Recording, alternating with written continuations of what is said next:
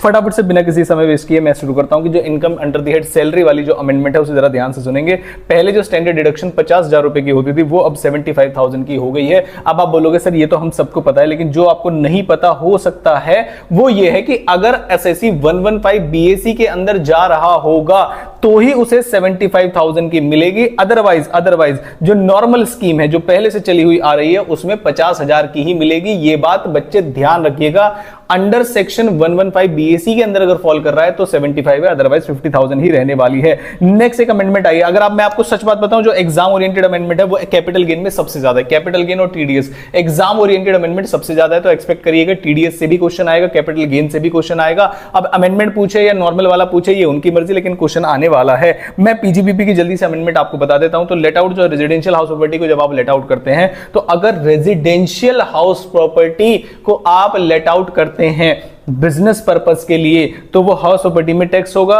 Non business purpose के लिए देखो, ये पहले भी नॉन बिजनेस पर्पस के लिए अगर आप कर रहे हो तो रेजिडेंशियल हाउस प्रॉपर्टी है तो हाउस प्रॉपर्टी में जाएगा। लेकिन पहले क्या होता था कि अगर रेजिडेंशियल हाउस प्रॉपर्टी को आप बिजनेस पर्पस के लिए करते थे तो earlier it was tax under PGBP head, but now this point has change. अब पीजीबीपी में नहीं, अगर रेजिडेंशियल हाउस को आप बिजनेस पर्पस के लिए भी किराए पर देते हैं तब भी आपकी हाउस प्रॉपर्टी में ही टैक्स लगेगा। बड़े बेसिक सी बात है।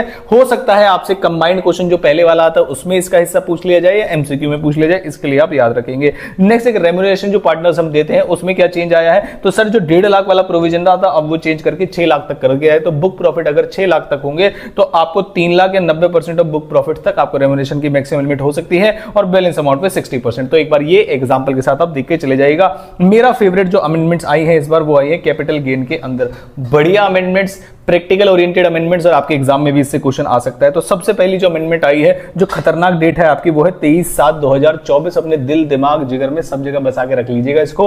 23/7/2024 को एक हमारे पास जो फाइनेंस एक्ट पास हुआ है या जो हमारे सामने प्रेजेंट किया गया था वो बजट, तो उस चक्कर में क्या हुआ है कि पहले जो हमारी असेट की पीरियड ऑफ होल्डिंग निकाली जाती थी to be termed as long term capital asset और शॉर्ट टर्म कैपिटल असेट, पहले क्या हुआ करती थी, तो सर अगर सिक्योरिटीज की बात करूं मैं जिसमें जीरो कूपन बॉन्ड आते थे आप आई होप इतना आपको पता होगा, तो उसमें 12 मंथ्स वाला प्रोविजन लगता था कि 12 महीने या उससे ज्यादा के अगर होगी तो वो होगी लॉन्ग टर्म, अदरवाइज हो जाएगी short term. Land and building और बोथ और अनलिस्टेड शेयर्स के लिए था 24 मंथ्स और उसके अलावा कोई भी असेट होगी तो उसके लिए था 36 मंथ्स। अब आती है बात कि सर नया प्रोविजन क्या है, तो अगर आपने कोई भी असेट आफ्टर मतलब ऑन और आफ्टर 23/7/2024 जिस दिन वो आया या फिर उसके आगे अगर आपने कोई असेट परचेज की है तो 36 मंथ्स वाली बात अपने दिमाग से निकाल दीजिएगा। अगर आपने कोई असेट परचेज की है तो सिक्योरिटीज जैसे पहले थी वो एज इट इज रहेंगी, लैंड एंड बिल्डिंग और लिस्टेड शेयर जैसे पहले थे वो एज इट इज रहेंगे, लेकिन जितनी भी अदर्स थी उसके 36 मंथ्स को हटा दिया गया है और उसे मर्ज कर दिया गया है 24 मंथ्स में। इसका मतलब अब आने वाले प्रोविजन में आपके पास जो, यानी पुराना भी याद रखना है और नया भी याद रखना है आपको, तो जो आने वाले प्रोविजन है उसमें जब आप कैपिटल असेट को देखेंगे तो ध्यान रखना, या तो आपको जो सबसे पहले वाली सिक्योरिटीज वाला केस है जीरो कूपन बॉन्ड वाला और लिस्टेड शेयर्स वाला, तो वो किसमें चला जाएगा 12 मंथ्स के अंदर। उसके अलावा चाहे लैंड एंड बिल्डिंग है, चाहे बोथ है या अदर है या अनलिस्टेड शेयर है, किसी भी कोई भी एसेट है, 36 मंथ्स वाला प्रोविजन हट के अब कंबाइंड हो चुका है 24 महीने में, तो 36 वाला जो प्रोविजन है वो हट गया है। हो सकता है इसका एक डायरेक्ट एमसीक्यू भी आपसे पूछ लिया जाए। उसके बाद सर इंडेक्सेशन बेनिफिट, इसमें तो और भी ज्यादा कमाल है। देखो अमेंडमेंट का मतलब होता है पुराना ये था नया ये था, इसे बच्चा समझ सकता है। परेशानी पता है कहां आती है, जब नया आया और नए वाले में करने से पहले आपको पुराना वाला एप्लीकेबल करके देखना है, वो वाला प्रोविजन थोड़ा सा खतरनाक है यहां पर। तो अब वो देखो दिखने में कितना अच्छा लग रहा है आपको कि अगर पहले आपने कोई असेट खरीदी होगी पहले, तो आपके पास इंडेक्सेशन जो है वो अवेलेबल होता था, मतलब आप इंडेक्सेशन दे सकते हैं। अब अगर कोई बच्चा ये पूछेगा सर इंडेक्सेशन क्या होता है, तो बच्चे मैं पूछूंगा मे अटेम्प्ट क्या होता है, तो आप अगले अटेम्प्ट की तैयारी करना। तो आप इंडेक्सेशन का बेनिफिट अवेलेबल करके लॉन्ग टर्म कैपिटल असेट पे एट द रेट 20% आप टैक्स चार्ज करते थे। लॉन्ग टर्म कैपिटल असेट पर आप 20% चार्ज करते थे सेक्शन 112 के अंदर, ठीक है। अब अगर ऑन और आफ्टर 23/7/2024 अगर आपने असेट खरीदी है, तो अब उन्होंने कहा कि अब भाई इंडेक्सेशन का चक्कर हट गया। कोई असेट 2 लाख की खरीदी 2005 में, तो इंडेक्सेशन करके उसकी value cost of acquisition, index cost of acquisition मत करना, सीधा सीधा 5 लाख माइनस कर देना। मैं एक एग्जांपल से भी बताऊंगा। और टैक्स रेट को कम कर दिया, इंडेक्सेशन हटा दिया, टैक्स रेट 20% की जगह 12.5% कर दिया। अब कुछ एसएससी को बेनिफिशियल लगता है, कुछ एसएससी को बेनिफिशियल नहीं लगता। मैं आपको एक हिंट देता हूं, जितनी पुरानी एसेट होगी हो सकता है उसमें बेनिफिशियल लगे, अदरवाइज बेनिफिशियल नहीं लगेगा। हम लगाकर देखेंगे, अभी एक एग्जांपल से बताऊंगा आपको। नेक्स्ट आते हैं, सर प्रॉब्लम कहां है आपको ये तो बताओ जरा। आपने कहा पुराना और नया, ये तो बिल्कुल सिंपल है। देखो, अगर कोई एसेट पुरानी खरीदी और पुरानी ही बेच दी, यहीं पर है, तो ये वाला प्रोविजन लगेगा। अगर कोई असेट नई खरीदी और नए में ही बेच दी, मतलब ऑनर आफ्टर खरीदी और ऑनर आफ्टर बेची है, तो नया वाला प्रोविजन लगेगा। बताओ कहां प्रॉब्लम आएगी? प्रॉब्लम बच्चे यहां आएगी, जब आप असेट को एक्वायर करोगे, यहां पर एक्वायर करोगे, ठीक है, और यहां पर ट्रांसफर करोगे, यहां परेशानी आएगी। अब क्या हुआ सर, मान लो पहले खरीदी थी और नए समय पर बेच रहे, तो क्या आप मेरी बात समझ पा रहे हो? मतलब अंदर से समझ में आया दिक्कत कहां आई? पुराने समय पर खरीदी थी जब प्रोविजन नहीं आया, तो बेच अब रहे हैं जब प्रोविजन आ गया, तो बताओ जरा क्या होगा? तो मैंने कहा अभी लो। अगर ये सिर्फ किसके केस में, ध्यान से सुनना, अगर आपका जो असेसी है वो इंडिविजुअल या एचयूएफ है और रेजिडेंट इन इंडिया है, अपना व्यक्ति है, और उसकी जो असेट है वो लॉन्ग टर्म कैपिटल असेट है, लैंड एंड बिल्डिंग वाला जो 24 मंथ्स वाला है, उनके केस में हम असेसी को ऑप्शन देंगे कि भाई जैसे तेरे को ठीक लगे। जैसे तेरे को ठीक लगेगा मतलब क्या है, आप जिस दिन की ट्रांसफर की डेट है उससे आप एक बार इंडेक्सेशन लगा के देख लेना और 20% टैक्स लगा के देख लेना, फिर आप इंडेक्सेशन हटाकर देख लेना और 12.5% टैक्स लगाकर देख लेना। जो आपको ठीक लगे, विच एवर इज लोअर, के हिसाब से आप टैक्स भर देना। इसके प्रैक्टिकल क्वेश्चन आने के चांसेस थोड़े से ज्यादा हैं, तो जरा ध्यान से समझिएगा इस बात को। इसे ऑप्शन दे दिया हमने कि या तो तुम पुराने प्रोविजन की तरह जैसे तुम इंडेक्सेशन देते थे और 20% टैक्स लगाते थे उसके हिसाब से निकाल लो, और या फिर तुम इंडेक्सेशन मत दो, डायरेक्ट 12.5% और डायरेक्ट उसकी कॉस्ट ऑफ एक्विजिशन माइनस कर दो। इनमें से मान लीजिए मैंने कहा एक के यहां पर टैक्स आ रहा है, टैक्स की अमाउंट आ रही है 1 लाख, एक के यहां पर टैक्स की अमाउंट आ रही है 80,000, 0.8 लाख। तो अब असेसी के पास ऑप्शन है कि वो इसके अंदर भी स्विच कर सकता है, और अगर इधर कम आ रही है तो इसके अंदर भी स्विच कर सकता है, जैसे उसकी मर्जी। लेकिन ध्यान रखना है ये कब एप्लीकेबल है। सारे बच्चे कान खोल कर ध्यान से सुन लीजिए, क्या कह रहे हैं कि खरीदी होगी पहले, बेची होगी अब, बेचने वाला अपना बंदा है, अपना बंदा मतलब इंडिविजुअल और एचयूएफ है, इंडिविजुअल और एचयूएफ है, और उसके बाद जो असेट है वो लैंड और बिल्डिंग और बोथ है, ट्रांसफर कर रहा है, लॉन्ग टर्म कैपिटल सेट है, तो या तो इंडेक्सेशन लगा के देख लो और 20% दे दो, या 12.5% without indexation, which ever is lower, के हिसाब से आप दे सकते हैं। लेकिन मैंने 3 केस बताए, तीनों केस का जवाब ये होगा भाई नया प्रोविजन, नए साल में बेच रहे हो ना, नया लगाएंगे। मतलब अगर इसके अलावा कोई और असेट या सिक्योरिटी हुई तो भाई जैसे बताया था मैंने आपको वैसे ही चलना, 12.5% लगा देना, और विदाउट का मतलब है विदाउट इंडेक्सेशन। मैंने कहा अगर एसएससी इंडिविजुअल एचयूएफ को छोड़ के कोई एओपी बीओआई है या कंपनी एसएससी है तो क्या करेंगे?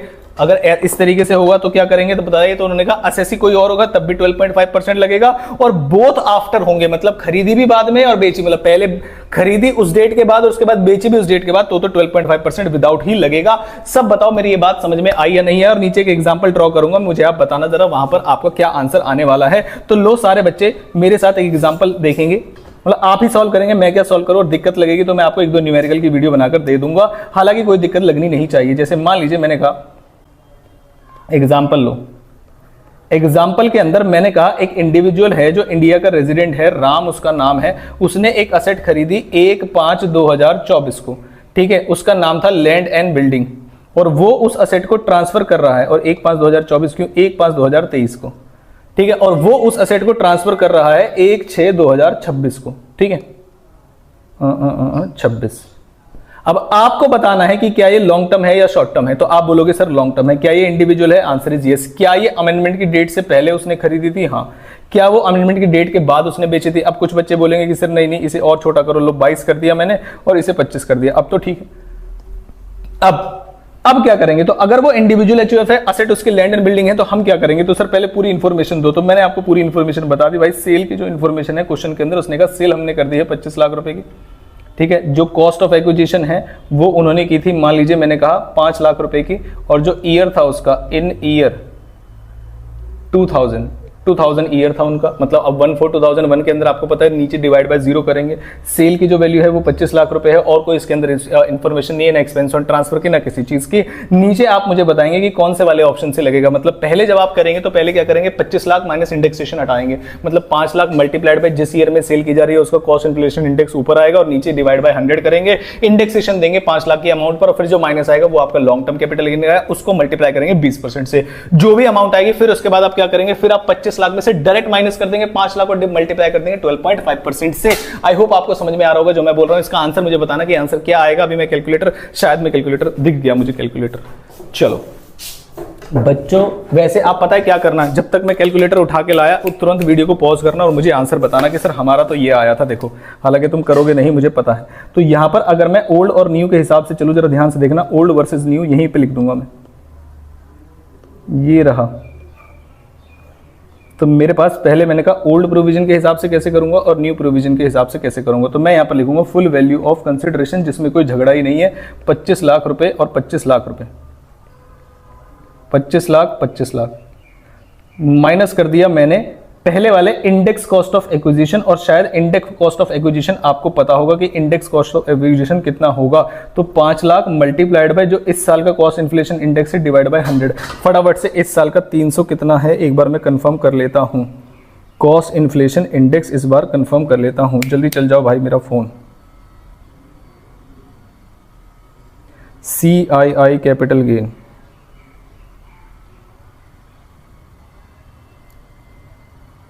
CII कैपिटल गेन लेटेस्ट वाला निकल के आ जाओ भैया। कौन सा वाला है? अरे नालायक, पुराना ही निकल के आता है जब देख लो जब। 3 कितना है जरा कमेंट करके बता दो भाई मुझे। 24-25 के हिसाब से निकालो तो 363 ही होना चाहिए मेरे हिसाब से, बट मेरे को क्लियरली नहीं दिख रहा है। 363 24-25। और क्या हमने 24-25 में बेचा है इसको? जी नहीं, 25-26 में बेचा है। तो इसे भाई 24-25 करवाओ। कितना दूर करवा दोगे इसको? चलो मैं इसे 24-25 के हिसाब से कर रहा हूं, आप लेटेस्ट से कर लेना। 369 है शायद, एक बार क्रॉस चेक कर लेना आप। 363 के हिसाब से इसे मल्टीप्लाई करना। फिर उसके बाद जब कॉस्ट ऑफ एक्विजिशन में निकालूंगा तो यहां पर डायरेक्ट 5 लाख कर दूंगा। यहां पर मैं इंडेक्सेशन नहीं दूंगा। जो भी अमाउंट यहां निकल के आएगी, ध्यान से समझना, जो भी अमाउंट यहां निकल के आएगी कैपिटल गेन की, उस अमाउंट को आप यहां पर लिखेंगे। उस अमाउंट को मल्टीप्लाई करेंगे @ 20%, क्योंकि ये पुराना वाला प्रोविजन है। और जो नई अमाउंट है, नई तो हमें पता है 20 लाख की अमाउंट है, सीधा सीधा माइनस करना है और @ 12.5 करना है। तो 20 लाख का @ 12.5 करूंगा तो 20 लाख मल्टीप्लाइड बाय 12.5%, तो ये हो गया 20 लाख।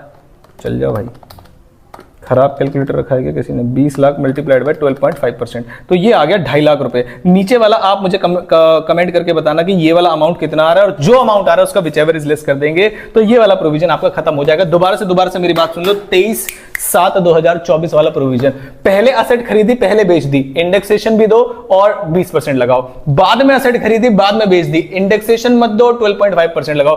पहले असेट खरीदी बाद में बेच दी, तो देख लो अपना बंदा है क्या, इंडिविजुअल और HUFSSE है क्या, रेजिडेंट वाला है क्या, और अपना घर बार बेच रहा है। घर बार का मतलब क्या है? लैंड एंड बिल्डिंग बेच रहा है। तो भाई ठीक है, आप ट्रांसफर कर लो और ऑप्शन दे देंगे। ऑप्शन आप समझ गए होंगे। इसके अलावा अगर इंडिविजुअल HUF के अलावा कोई एसएससी है, सीधा बाद वाला प्रोविजन लगेगा। लैंड एंड बिल्डिंग और बोथ के अलावा कोई एसेट आपने खरीदी है तो भी बाद वाला प्रोविजन लगेगा 12.5% विदाउट इंडेक्सेशन। और अगर आपने बाद में ही खरीदा और बाद में ही बेच रहे हो तो भी बाद वाला यानी 12.5% विदाउट इंडेक्सेशन वाला प्रोविजन लगेगा।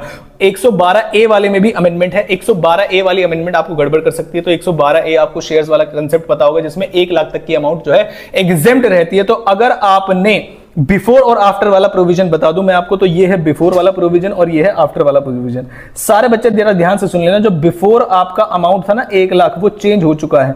यानी कि अगर इस डेट से पहले भी आपने वो शेयर्स वगैरह बेचे होंगे तो भी जो अमाउंट पहले थी ना exempt up to ₹1 lakh and in excess of 1 lakh 10% का टैक्स लगता था। तो पहले वाले केस में भी अगर पुराने क्वेश्चंस भी हैं तब भी इन एक्सेस ऑफ, और जो वो अमाउंट थी ना 1 लाख, वो 1,25,000 कर दी गई है पहली चीज तो। और पुराने वाले केस में टैक्स रेट अभी भी 10% रहेगा, लेकिन नए वाले केस में अमाउंट तो चेंज होगी क्योंकि वो तो दोनों में चेंज हो चुकी है, लेकिन जो रेट है वो 10% की जगह 12.5% हो गया है। दोबारा से सुन लीजिएगा मेरी बात। 1112A के अंदर हम क्या करते हैं कि 1 लाख तक एग्जेम्प्ट होता है, 1 लाख के ऊपर टैक्सेबल होता है इन एक्सेस ऑफ 1 लाख, और 10% टैक्सेबल होता था। अब जो 1 लाख रुपीज है उसे भूल जाइए, दिमाग में 1 लाख हटा दीजिए, चाहे पुराना हो चाहे नया हो। 1.25 लाख हो चुका है। पुराना केस होगा तो रेट 10% ही रखेंगे, नया केस होगा तो रेट को कर देंगे 12.5%। आई होप ये बात क्लियर हो गई है। 1.25 लाख पुराने वाले केस में भी चेंज हो गया। इसमें काफी सारे बच्चे कंफ्यूज हैं। यह है मेरे को लगती है इस दुनिया की सबसे फालतू अमेंडमेंट। मतलब बस अमेंडमेंट करनी है इसलिए अमेंडमेंट कर दी, बाकी इसका कोई औचित्य नहीं है। फालतू अमेंडमेंट क्या कहती है देखना जरा ध्यान से। बायबैक का केस है, इसमें आपको एमसीक्यू पूछा जा सकता है। बायबैक के केस में क्या होता था, ओल्ड प्रोविजन न्यू प्रोविजन। जिन बच्चों को बायबैक नहीं पता वो बता देता हूं कि पहले कंपनी शेयर्स इश्यू करती है, फिर उसके बाद खुद ही उस व्यक्ति से शेयर्स खरीद लेती है। तो मेरे वाले एग्जांपल में जो ट्रांसफरर है, जो शेयर्स हैं वो इस व्यक्ति के पास है, इस मेंबर के पास है, और मेंबर से जब तुम शेयर्स को बाय बैक कर रहे हो, बाय बैक का ही केस है, तो जो ट्रांसफरर है वो मेंबर है, उसके हाथ में कैपिटल असेट है, वो बेच रहा है, तो जो कैपिटल गेन टैक्स लगता था तो वो ट्रांसफरर के हाथ में लगता है, ये हमें पता है। तो कंपनी ने क्या कहा, हम आपसे हमारी जो असेट है वो बाय बैक कर रहे हैं 1,000 रुपए, 1,000 रुपए देके आपसे हम शेयर्स वापस ले लेंगे, जबकि हमने जब तुम्हें दी थी तो तुमने हमें 600 रुपए दिए थे। अब बाय बैक में शेयर होल्डर का क्या फायदा हुआ, जब उसने शेयर खरीदे कंपनी से तो कंपनी को दिए 600 रुपए, 600 रुपए का शेयर था, कंपनी ने जब वापस लिए तो रेट बढ़ गया था, कंपनी ने 1,000 रुपए देके, तो डिफरेंस अमाउंट जो 400 रुपए का था वो टैक्सेबल होता था, और depending upon period of holding, long term या शॉर्ट टर्म, और कंपनी के हाथ में इसकी कोई टैक्स ट्रीटमेंट नहीं थी उस डेट से पहले। लेकिन अब अगर डेट के बाद आ जाओगे, आपसे डेट कौन सी है, यही वाली 23/7/2024 वाली डेट है, अगर इसके बाद अगर आप आ जाओगे तो न्यू प्रोविजन क्या कहता है, तो सर न्यू प्रोविजन कहता है कि अगर सिक्योरिटीज के सामने लिखा हो डोमेस्टिक कंपनी की सिक्योरिटीज हैं, चाहे वो लिस्टेड हो या लिस्टेड ना हो, तो क्या होगा, तो सर जब कंपनी पे कर रही है तो कंपनी के ऊपर टीडीएस एप्लीकेबल होगा 194 पे, मतलब कंपनी टीडीएस काट कर देगी। अब सर शेयर होल्डर के हाथ में क्या होगा, तो पहले हम क्या कर रहे थे, 1,000 माइनस 600 कर रहे थे, वो कह रहे नहीं, इनकम फ्रॉम अदर सोर्सेज में उसकी 600 रुपए इनकम ना मान के 1,000 रुपए इनकम मानो आप। मैंने कहा भाई ये तो ज्यादती कर रहे हो, शेयर होल्डर ने पहले दिए 600 रुपए और कंपनी ने दिए उसे 1,000 रुपए, तो आप 1,000 की इनकम कैसे मान सकते हो शेयर होल्डर की। कह रहे रुक जाओ ना भाई, इतनी टेंशन क्यों लेते हो। मैंने कहा कैपिटल गेन हेड में क्या ट्रीटमेंट होगी वो सुन लो। तो आईएफओएस में डीम्ड डिविडेंड मानकर उन्होंने वहां पर जो है इनकम लगा दी, 1,000 पे टैक्स लग गया। मुझे दुख किस बात का पता है, शेयर होल्डर को दुख किस बात का है, शेयर होल्डर का दुख जानो आप। शेयर होल्डर को दुख इस बात का है कि भाई पहले 1,000 में से 600 माइनस करते थे, 400 पे टैक्स ले लिया। मैंने कहा तुझे दुख किस बात का है, 1,000 का, 400 का या 600 का। कह रहे मुझे बस दुख है 600 का, जो 600 मेरे माइनस होते थे, मेरी जेब से जाते थे, वो अब मेरे से माइनस नहीं करने दे रहे, बड़ा दुख है। 1,000 रुपए पे टैक्स ले लिया है। मैंने कहा 600 का दुख तुम्हारा हम दूर करेंगे, देखो जरा ध्यान से कैसे।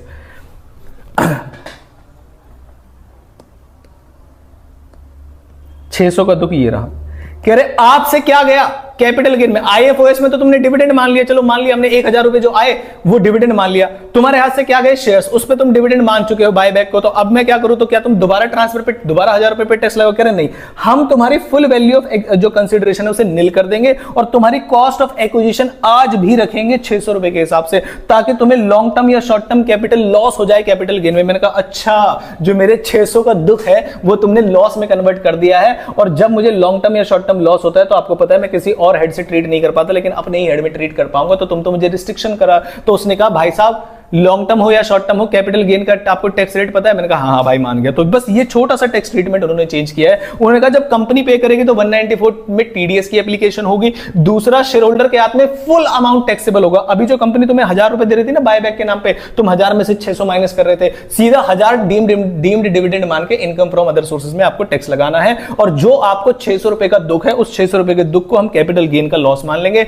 जिसमें फुल वैल्यू ऑफ कंसिडरेशन की आपके पास से राइट एक्सचेंज हो चुका है, अब आपके पास शेयर्स नहीं बचे हैं, तो उसको हम फुल वैल्यू ऑफ कंसिडरेशन को निल करके आपकी कॉस्ट ऑफ एक्विजिशन 600 दिखा देंगे और आपको लॉस दिखा देंगे। आई होप आपको बात समझ में आई होगी। नेक्स्ट आया टीडीएस के अंदर। तो टीडीएस के अंदर जितने भी कमीशन के परसेंटेज थे जो आपने रट रखे हैं, रगों में है आपके 5-5% के, उन सभी को रगों से बाहर निकाल देना और 2-2% कर देना। उसके बाद 194 डीए, आईवी और एम, इनके अंदर भी जो रेट है वो 5%, 5%, 5% है, इनको भी 2-2% कर देना। और 194 ओ के अंदर जो रेट 1% है 0.1% कर देना। आई होप आपको समझ में आ गया होगा। बस इसमें रेट की चेंज है और कोई चेंज नहीं है। और ध्यान रखना आप मेरी बात, रेट के अलावा कोई चेंज नहीं है। जैसे कमीशन लॉटरी किसी पे निकलती है, इंश्योरेंस वाले पे अलग है, लॉटरी टिकट वाले पे अलग है, वो जैसे प्रोविजन चलते हुए आए थे वो वैसे ही चलते रहेंगे। बस रेट 5% की जगह 2% हो गए, इतना आपको याद रखना है। नेक्स्ट, कोटिंग ऑफ आधार। ये जरूर जरूर जरूर आप थ्योरी के अंदर पढ़ के चले जाना कि जो आधार को कोट करना है वो कहां कहां पर कोट करना है। तो जब आप इसके पॉइंट नंबर 2 में आओगे, जहां आंसर लिखा हुआ है कोटिंग ऑफ आधार, वो स्टडी मैट में भी मिल जाएगा आपको। तो पहले पॉइंट में लिखा होता था कि आपको आधार नंबर डालना है, और दूसरे पॉइंट में लिखा होता था कि अगर आपके पास आधार नंबर नहीं है तो आप एनरोलमेंट आईडी भी डाल सकते हैं। अब गवर्नमेंट ये कह रहे हैं अगर तुम्हारे पास आधार नंबर नहीं है तो भाई इंडिया से भाग जाओ तुम, हमें नहीं पता। यानी कि जो 4 पॉइंट्स थे आपके टोटल कोडिंग ऑफ आधार में, उसमें जो दूसरा पॉइंट था कि in case the assessee do not have the Aadhaar number, या आधार उसके पास उसने अप्लाई कर रखा है, और जो एनरोलमेंट आईडी वाला है उसे काट देना। अब एनरोलमेंट आईडी वाला पॉइंट नहीं है, थ्योरी में आपसे पूछा जा सकता है। ये मैंने समराइज की आपके लिए, आपकी कुछ अमेंडमेंट्स जो मुझे लगता है कि एग्जाम में आ सकती हैं। मान के चलेगा 80 to 90% अमेंडमेंट्स मैंने इसके अंदर कवर कर दिए, बहुत अच्छे से आपको समझाने की कोशिश की है। अच्छी लगी हो तो, अभी यहां तक आ गए हो तो वीडियो को जरूर लाइक करना, और अगर ऐसे ही जीएसटी की अमेंडमेंट्स आपको चाहिए तो मुझे बता देना। ये पीडीएफ आपको टेलीग्राम ग्रुप पर मिल जाएगा, नीचे टेलीग्राम ग्रुप का लिंक है और इंस्टाग्राम हैंडल का भी लिंक है, जरूर फॉलो करिएगा। मिलता हूं आपसे किसी इंपॉर्टेंट वीडियो के साथ।